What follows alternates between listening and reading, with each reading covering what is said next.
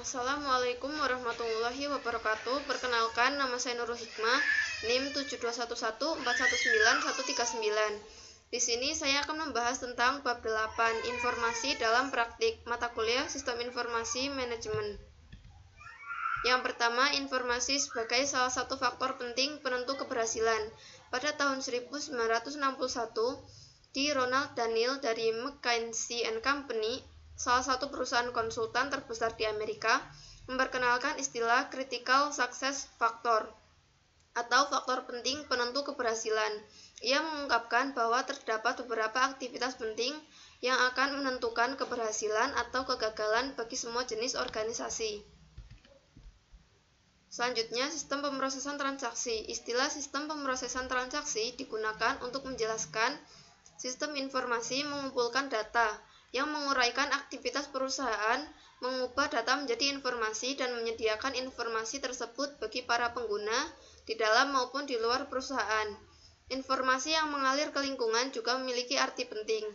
Sistem pemrosesan transaksi memiliki tanggung jawab untuk memberikan informasi kepada setiap unsur lingkungan, selain pesaing.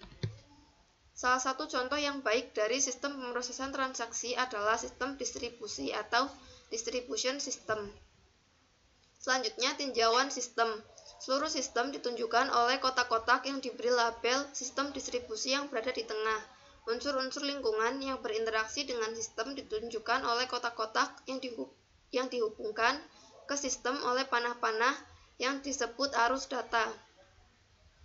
Arus data dari sistem distribusi kepada manajemen terdiri atas laporan-laporan akuntansi standar. Selanjutnya, subsistem-subsistem utama dari sistem distribusi. Subsistem ditentukan melalui kotak-kotak tegak yang diberi nomor. Subsistem utama dari sistem distribusi yaitu meliputi sistem yang memenuhi pesanan pelanggan, sistem yang memesan persediaan pengganti, dan sistem yang menjalankan proses buku besar. Yang pertama, sistem yang memenuhi pesanan pelanggan. Sistem meliputi sistem entry pesanan atau order entry system, memasukkan pesanan pelanggan ke dalam sistem. Yang kedua, sistem persediaan, memelihara catatan persediaan. Yang ketiga, sistem penagihan, membuat faktur pelanggan. Dan yang keempat, sistem piutang dagang atau account receivable system, penagihan uang dari pelanggan.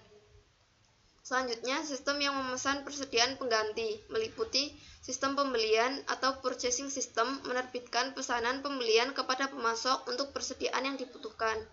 Selanjutnya, sistem penerimaan receiving system, menerima persediaan. Dan sistem utang dagang atau account payable system, melakukan pembayaran. Selanjutnya, sistem yang menjalankan proses buku besar, yaitu meliputi yang pertama, sistem buku besar atau General Ledger System adalah sistem akuntansi yang menggabungkan data dari sistem-sistem akuntansi yang lain dengan tujuan untuk menyajikan gambaran keuangan perusahaan secara gabungan. Yang kedua, buku besar atau General Ledger adalah file yang memuat data akuntansi yang telah digabungkan. Selanjutnya, sistem memperbarui buku besar atau Updated General Ledger System, membukukan catatan-catatan yang mendeskripsikan berbagai tindakan dan transaksi ke dalam buku besar. Dan selanjutnya, sistem pembuatan laporan manajemen atau Prepare Management Report System, yaitu menggunakan isi buku besar untuk pembuatan neraca dan laporan laba rugi serta laporan lainnya. Selanjutnya, menentukan sistem pemrosesan transaksi dalam perspektif. Sistem ini mengambil bentuk basis data yang mendokumentasikan semua hal yang penting dilakukan oleh perusahaan dalam menjalankan operasinya dan berinteraksi dengan lingkungan. Selanjutnya, sistem informasi organisasi. Sistem informasi organisasi yaitu sistem yang dikembangkan untuk memenuhi kebutuhan akan informasi yang berhubungan dengan bagian-bagian tertentu dari organisasi. Bagian ini akan dibahas sistem-sistem informasi untuk 4 area bisnis utama perusahaan dan 1 untuk tingkat eksekutif organisasi, yaitu yang pertama, sistem informasi pemasaran, yang kedua, sistem informasi sumber daya manusia, yang ketiga, sistem informasi manufaktur, yang keempat, sistem informasi keuangan, dan yang kelima, sistem informasi eksekutif. Yang pertama, sistem Sistem informasi pemasaran. Sistem informasi pemasaran memberikan informasi yang berhubungan dengan aktivitas pemasaran perusahaan. Yang kedua, sistem informasi sumber daya manusia memberikan informasi kepada seluruh manajer perusahaan yang berkaitan dengan sumber daya manusia perusahaan. Selanjutnya, sistem informasi manufaktur memberikan informasi kepada perusahaan seluruh manajer perusahaan yang berkaitan dengan operasi manufaktur perusahaan. Selanjutnya, sistem informasi keuangan memberikan informasi kepada seluruh manajer perusahaan yang berkaitan dengan aktivitas keuangan perusahaan. Dan yang terakhir, sistem informasi eksekutif. Sistem informasi eksekutif adalah suatu sistem yang memberikan informasi kepada para manajer di tingkat yang lebih tinggi atas kinerja perusahaan secara keseluruhan. Selanjutnya, manajemen hubungan pelanggan.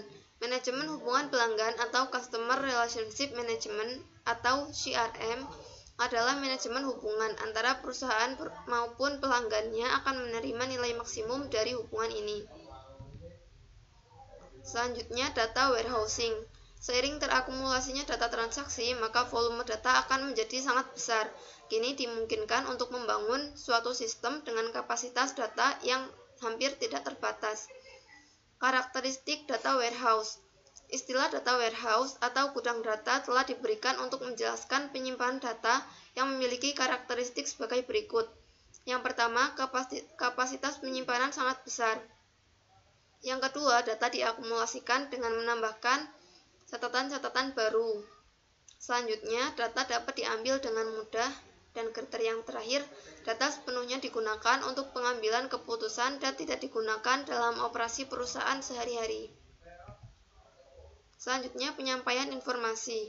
Sistem data warehousing adalah sistem penyampaian informasi yang mendapatkan data dari penyimpanan data, mengubahnya menjadi informasi, dan menjadikan informasi tersebut berguna bagi para pengguna. Yang pertama, drill down, proses melakukan navigasi ke bawah melalui tingkatan-tingkatan rincian. Selanjutnya, roll up, memungkinkan pengguna memulai dengan tampilan terinci, dan kemudian meringkas rincian-rincian tersebut menjadi tingkat yang lebih tinggi.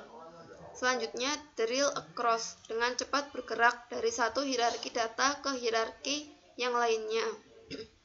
Selanjutnya, drill through, berangkat dari tingkat ringkasan ke tingkat rendah data yang terinci.